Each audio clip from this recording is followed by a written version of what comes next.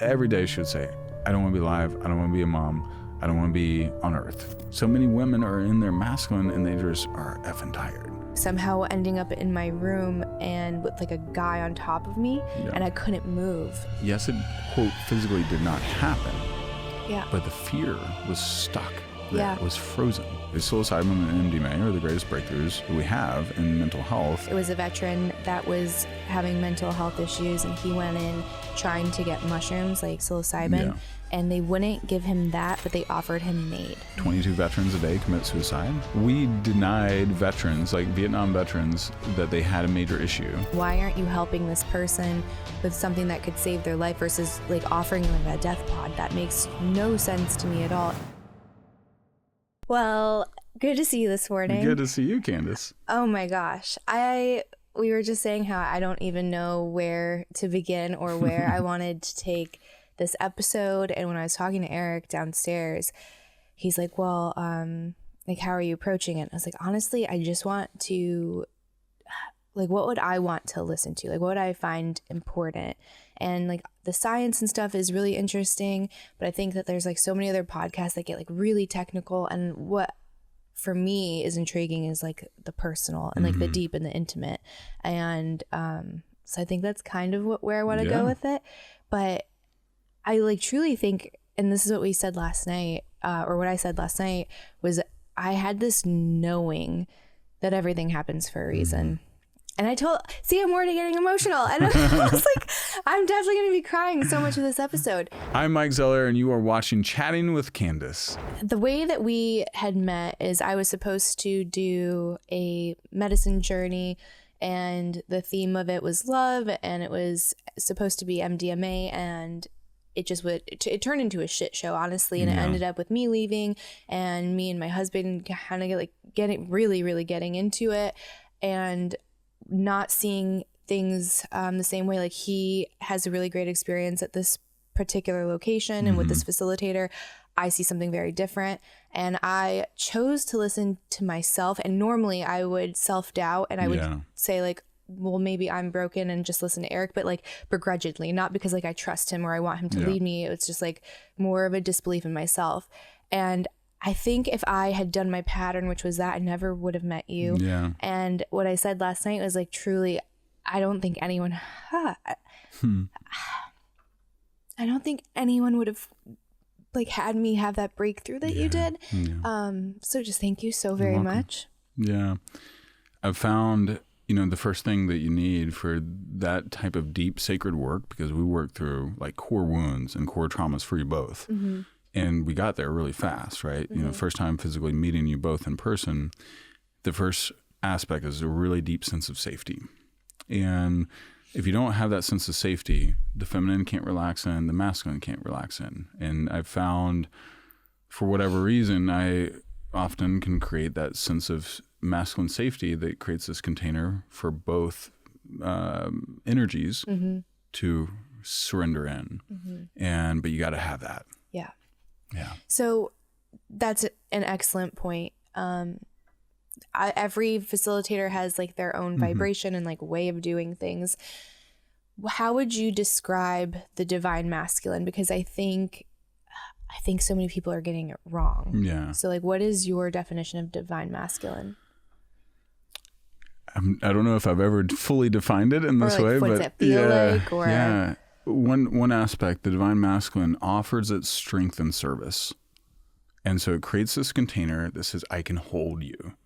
Your emotions, your fierceness, your passion does not scare me. And I can hold this container. Your vulnerability, it does not scare me either. So, but I can offer that tender strength. So it's a juxtaposition between strength and tenderness. And so like, it's like this not hard shell, but this strength on the outside, but also allows the heart to open up and heart to share and heart to express and heart to activate its higher potential. So like I see the divine masculine, it's not toxic masculine, it's not controlling, it's not dictating. Sometimes it will lead with strength and lead with emphasis. Like I had to lead my wife, even while I've been down here visiting you guys, with a few elements of strength, but it was tender strength. but it's really present too.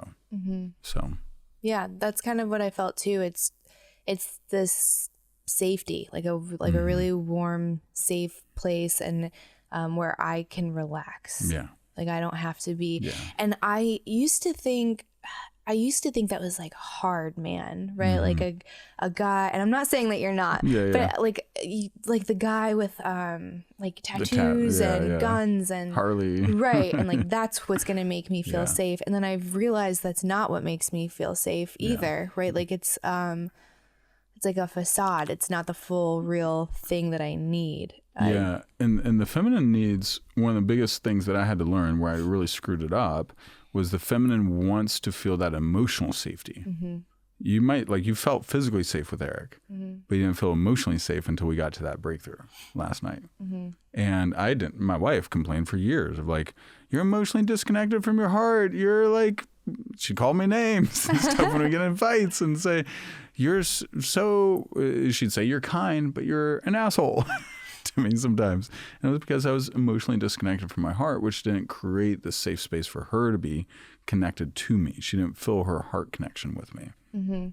Yeah, that makes me think, I think I shared this on a call before we met in person, and it was that Tucker Carlson episode with Sean Ryan, and he was talking about, like, it was a really good 10-minute clip, but he was saying don't marry a girl with daddy issues, basically, because it's going to be a lot of work. And he knows all of these girls that are either in like sex work or they have some kind of daddy issues and they're just really jumpy. And I was listening so in tune because I'm like, oh, he's talking to me right now. And I had never felt it articulated so well, the jumpiness, where every fight is it's the end of the world. We're not meant to be together. We're gonna end up in a divorce, or we're gonna have to like somehow figure out how to like make it work. And that was one of the biggest things is I wanted to get over was my attachment wounds, right? And like I guess you would say avoidant or fearful avoidant. And I apologize for the quick interruption, but if I could remind you to just hit like and subscribe and to hang around at the end for some important information. And back to the episode. So when it comes to these attachment wounds, like I guess how does the medicine help in rewiring or like reprogramming to get to secure attachment? Yeah, so you know, core wounds are going to cause us to, as long as those core wounds are still active and present, they're going to cause us to be like, I was dismissive avoidant, my wife is fearful avoidant, you know, similar pattern. I think Eric's more anxious attachment. And everyone can get to a secure attachment, but it's not easy. And now the medicine creates this radical opening. I think it's arguably the most powerful opening we ever have in our known lifetime. For creating a beautiful transformative change, because in the research, and there's a research report, Nardot 2023, August 2023, talks about the acute subjective experience and the critical period reopening. So two major windows. The window we were in yesterday, that's the acute subjective window, where your nervous system is basically more wide open than it's ever been before.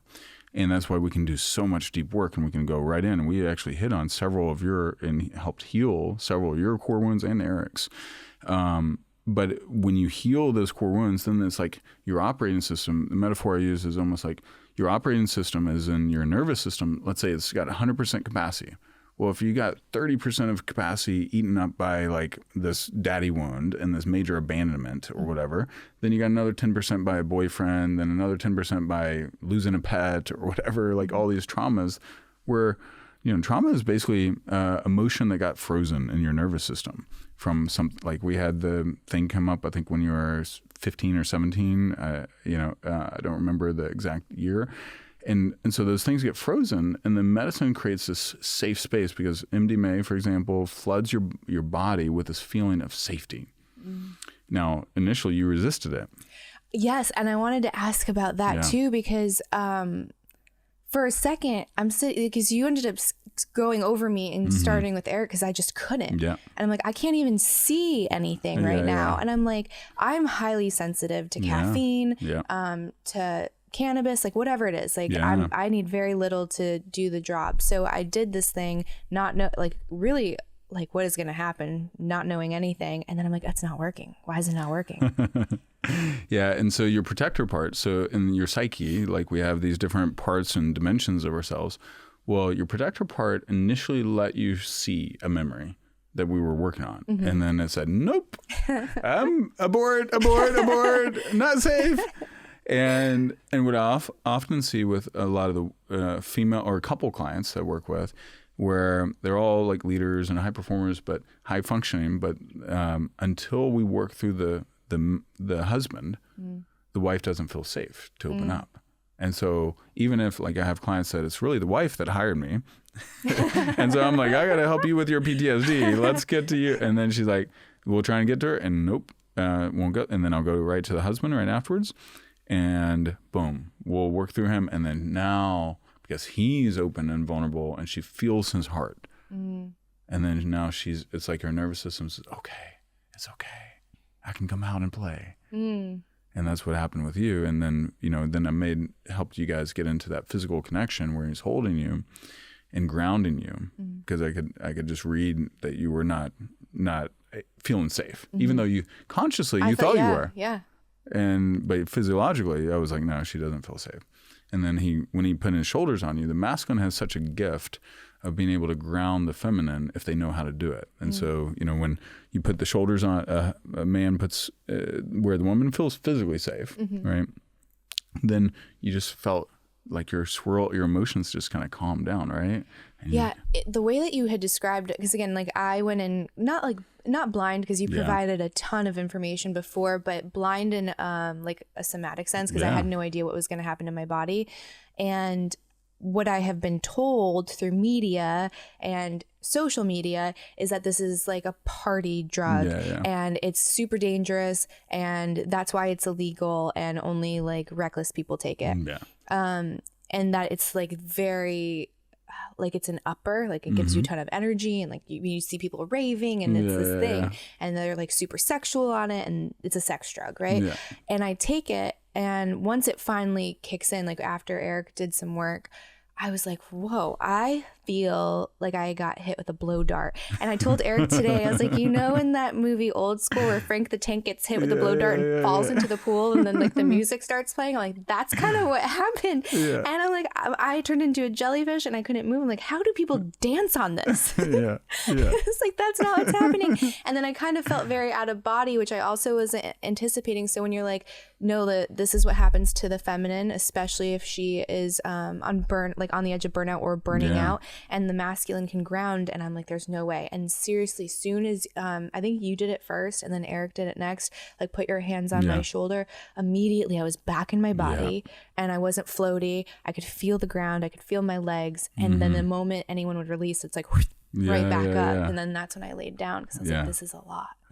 But so to deny like the polarity even within like the male female is so crazy to me because it's not about anything else. It's not about identity. It's like this thing exists beyond us on such a different level, and you have to experience that to like know that is true. Yeah, and the other thing that's really cool with MDMA is because it's an associative. So like LSD, psilocybin, ayahuasca, it's dissociative, which takes you out of your body. And when you've been through significant trauma, you've had narcissistic dad and a bunch of trauma in your past. Well, what happens in trauma, especially sexual trauma too, we want to escape and we disassociate. And my wife would do the same thing. Her imagination was so vivid as a kid where she'd go out of body when her parents were fighting.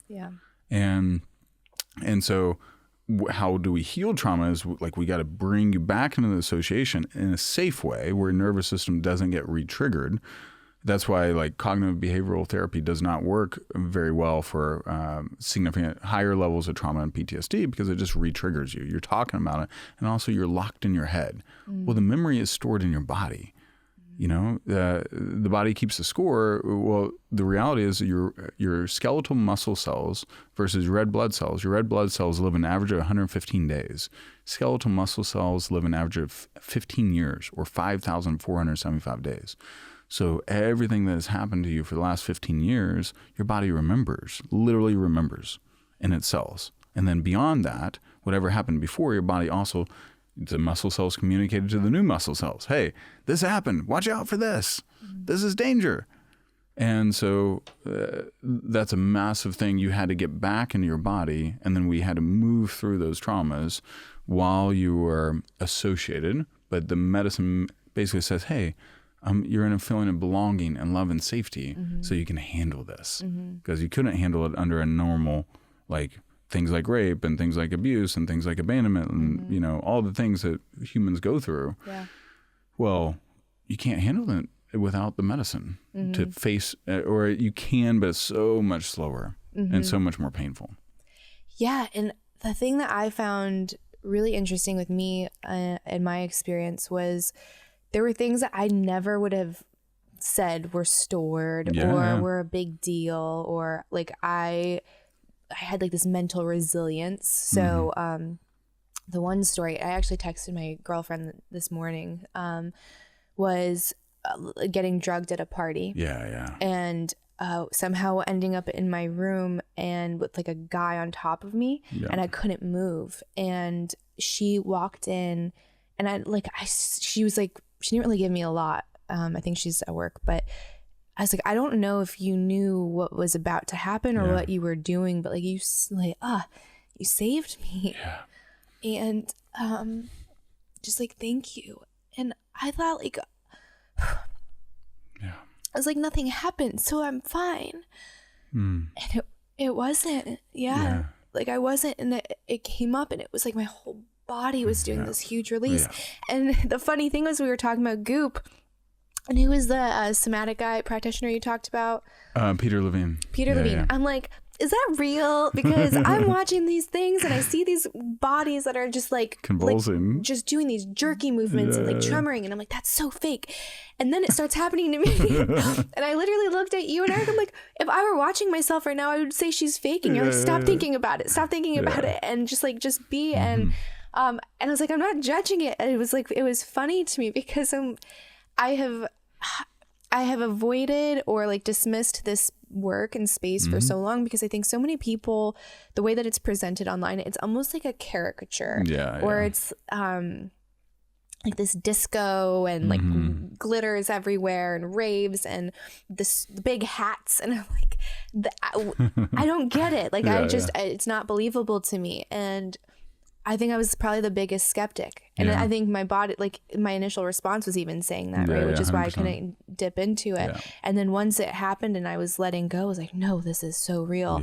And it was the most powerful, like healing experience of my life. And like when we're going through any kind of trauma or even like letting Eric like talk about wounds or things that I've done to him or things that have bothered him, it's this place of like, you can say anything to me and I love you and I'm not going anywhere, and you can cry and you can rage and you can like just like bear it all, and I'm here for it and I love you so much. And it's like really meaning that on a cellular level, like I'm not going anywhere. And I'm like, I'm sorry it took me so long.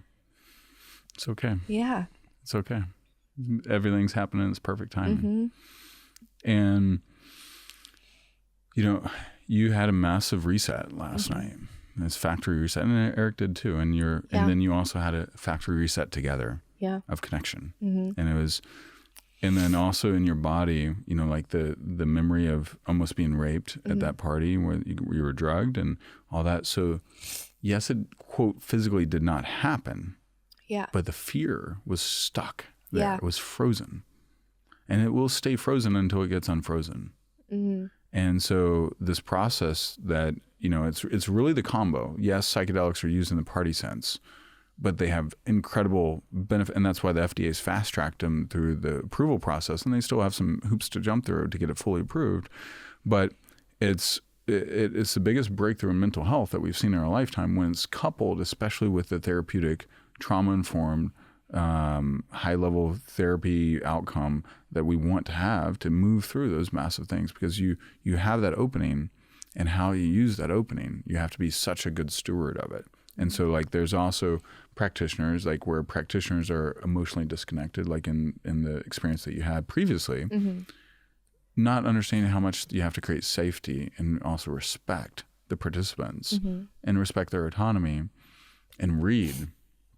And that guy probably is not as trauma informed. I lived through, my wife's a 3-time suicide survivor. So when I got into this work because of her trauma and trying to figure it out and trying to heal it, and ultimately we did get her fully cured of depression.